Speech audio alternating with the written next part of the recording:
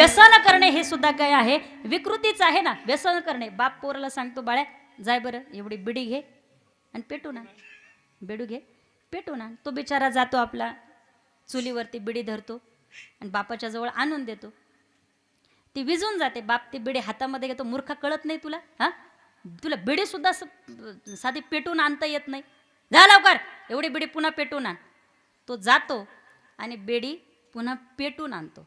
पण बेडी अशी जातवान गोष्ट आहे, ती ओढल्याशिवाय पेटत नाही. ओढल्याशिवाय ती पेटत नाही. मग एकदा सवय लागली, एकदा तोंडामध्ये घेतली की पुन्हा विषय संपला. व्यसन. व्यसन.